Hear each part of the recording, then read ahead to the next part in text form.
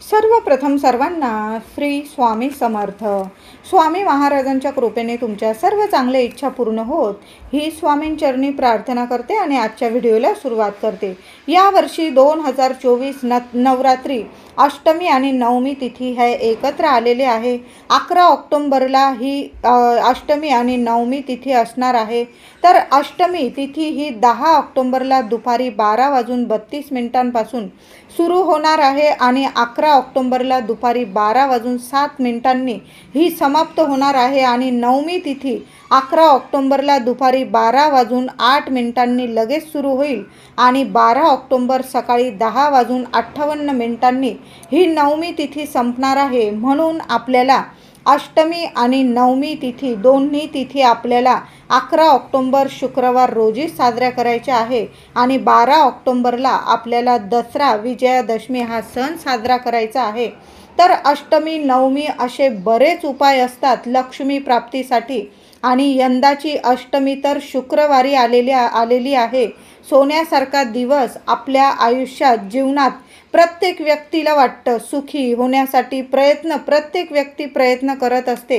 प्रत्येकाला असं वाटतं आपल्याकडं पैसा, धन, दौलत आणि पैसा, सुख, संपत्तीबरोबर आपल्याला सुख, शांती, समाधान, आनंद, आरोग्य या सर्व गोष्टींची मनुष्याला जीवनात खूप गरज असते. आणि त्यासाठी थोडेसे उपाय जर आपण केले आणि चांगल्या शुभ तिथींना जर उपाय केले तर 100% आपल्याला फळ देऊन जातात.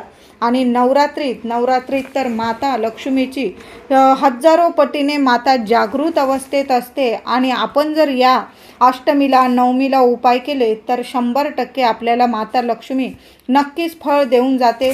खूप कष्ट घेऊन सुद्धा काही वेळा कामात यश मिळत नाही, कष्टाला फळ मिळत नाही. तर नवरात्रीमध्ये काही खास उपाय केले तर नक्कीच तुम्हाला माता लक्ष्मीबरोबर तुमच्या कुलदेवीचा सुद्धा कृपा आशीर्वाद मिळेल आणि प्रत्येक कामात यशस्वी व्हाल. नशिबाची साथ मिळायला लागेल आणि प्रत्येक गोष्ट तुमच्या मनासारखी घडायला लागेल. घरात काही वेळा खूप कटकटी होतात, पैसा टिकत नाही, लक्ष्मी नाराज असते, काही ना काही करून आरोग्य नीट राहत नाही. म्हणजे घरातली मुख्य महिला असू दे, व्यक्ती असू दे, मुलं बाळं असू दे, काही वेळा आरोग्य इतकं खराब होतं की पैसा येतो आणि लगेच जातो. मग अशा वेळी जर आपण या अशा तिथींना, शुभ तिथींना काही उपाय केले महिलांनो, नक्कीच तुमच्या घरात बरकत येईल, आनंद येईल, आरोग्य येईल. आणि ज्या घरात आरोग्य राहतं त्या घरात पैशाला पैसा टिकून राहतो, लक्ष्मी राहते, बरकत राहते त्या पैशाला आणि विनाकारण खर्चसुद्धा टळत असतो. तर नवरात्री अष्टमी 11 ऑक्टोंबरला नवरात्रीची अष्टमी आणि नवमी तिथी या दोन्ही तिथी एकत्र आल्याने खूप सोन्यासारखा दिवस आहे. तर अष्टमीला 8व्या माळेला आणि 9व्या माळेला आपल्याला हा उपाय करायचा आहे महिलांनो. या दिवशी कन्यापूजनसुद्धा अष्टमी तिथी आहे, नवमी आहे. सप्तमी, अष्टमी, नवमी या तिन्ही तिथींना तुम्हाला जेव्हा जमेल ना तेव्हा आनंदाने आपल्या घरात कुमारिका पूजन अवश्य करा. तुम्हाला जेवढ्या कुमारिका मिळतील ना, तुमच्या घरातली जरी तुमची कुमारिका असेल, 10 वर्षाखालील मुलगी असेल, तिला जरी पूजलं ना, किंवा आजूबाजूच्या तुमच्या शेजारी वगैरे तुमच्या असतील कुमारिका, तर मी म्हणेल नक्की पूजा आणि त्यांचे पाय धुवून त्यांना हळदी, कुंकू, फुलं वाहून पूजा करा. त्यांना गोडाधोडाचा काहीतरी खायला प्रसाद द्या.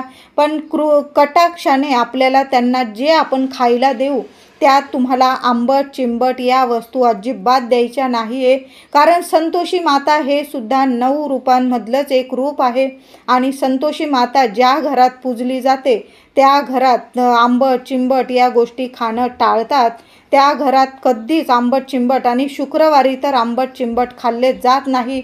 आणि शुक्रवारीच अष्टमी आलेली आहे. महिलांनो, तुम्ही जर कुमारिका पूजन, कन्यापूजन करत असाल तर चुकूनसुद्धा आंबट चिंबट, चिंच, टमाटा अशा गोष्टी, आमचूर पावडर, काही लोक खरंच महिला काही वेळा काळे चणे वगैरे, ब्राऊन कलरचे चणे मुलांना उकडवून वगैरे प्रसाद म्हणून करतात, त्यात ह्या गोष्टी आंबा पावडर, आमचूर पावडर अशा गोष्टी टाकून तो प्रसाद, चटपटीत प्रसाद तयार करतात. तर चुकूनसुद्धा महिलांनो, आपल्याला वाटतं आपल्या प्रसादाने मुलं खुश व्हावी, पण यावर्षी चूक करू नका. अष्टमी आणि नवमी तिथी ही शुक्रवारी आलेली आहे आणि शुक्रवार हा संतोषी मातेचा हा वार असतो, प्रिय वार आहे. म्हणून या दिवशी चुकूनसुद्धा टमाटा, लिंबू, आमचूर पावडर म्हणजे अशा आंबट चिंबट वस्तूंचा उपयोग आपण प्रसाद बनवताना करू नका. मग बाकी तुम्ही गोड खीर तांदळाची खीर किंवा रव्याचा शिरा म्हणजे तुम्हाला जो प्रसाद द्यायचा ना मुलींना तुम्ही देऊ शकता. मुलींबरोबर तुम्हाला एखादा मुलगा मिळाला तर मुंज म्हणून त्यालासुद्धा पूजायचं आहे आणि नाहीच मिळालं तर एक कन्या, एक कुमारिका पूजली, घरातली किंवा बाहेरची तरीही चालेल. मुलींना, कुमारिकांना घरी पाठवताना त्यांचा आधी मान सन्मान करून त्यांना एक पानाचा विडासुद्धा बरोबर द्यायचा आहे. भेटवस्तू द्या, साज शृंगाराच्या भेटवस्तू द्या आणि त्यात एक पानाचा विडा द्या आणि शेवटी बरोबर जाताना त्यांना मुठभर तांदूळ द्यायचे आहे. आपल्या घरात धनधान्याला कधीही कमी पडत नाही आणि त्यातूनच उरलेले तांदूळ आपल्या डब्यात, मुख्य डब्यात टाकून द्यायचे आहे. महिलांनो, खूप छान सेवा आहे ही सुद्धा. तुमच्या घरात धनधान्याला कमी उरणार नाही. काहीतरी छान भेटवस्तू द्या मुलींना, कन्यांना. मुली खुश झाल्या पाहिजे असं आपल्याला कुमारिका पूजन करायचं आहे आणि मुलींना पानाचा विडा आणि मुठभर तांदूळ द्यायला विसरू नका. त्याचबरोबर आता शुक्रवार आणि अष्टमी खूप छान सोन्यासारखा उपाय सांगत आहे महिलांनो. सकाळी करा, संध्याकाळी करा, हा उपाय नक्की करा. 100% फळ देऊन जाणारा उपाय आहे. काय करायचं आहे तुम्हाला, 11 किंवा 21 पिवळ्या कवड्या घ्यायच्या आहे. कवड्या जुन्या असल्या तुमच्या पारंपरिक त्यासुद्धा तुम्ही या उपायासाठी वापरू शकता किंवा नवीन कवड्या आणल्या तुम्ही, नवरात्र चालू आहे, सोन्यासारखे दिवस आहे, नवीन कवड्या आणल्या तरी चालेल. पण घरात असतील तर माता लक्ष्मीसमोर तुम्ही नेहमी पूजत असाल त्याच कवड्या घेतल्या तरी चालेल. तर कवड्या घ्यायच्या आहे, 11 किंवा 21 कवड्या घ्या आणि त्या कवड्या केशर आणि हळदीचं थोडंसं पाणी करायचं आहे. त्यात थोडीशी केशर टाका. त्या पाण्याने स्वच्छ कवड्या धुवून घ्यायच्या आहे, पुसून घ्यायच्या आहे आणि एका वाटीत थोडेसे तांदूळ ठेवायचे. त्या वाटीत त्या तांदळावर कवड्या नीट ठेवायच्या आहे, 11 किंवा 21 आणि त्या कवड्या तुम्हाला माता लक्ष्मी जवळ ठेवायच्या आहे.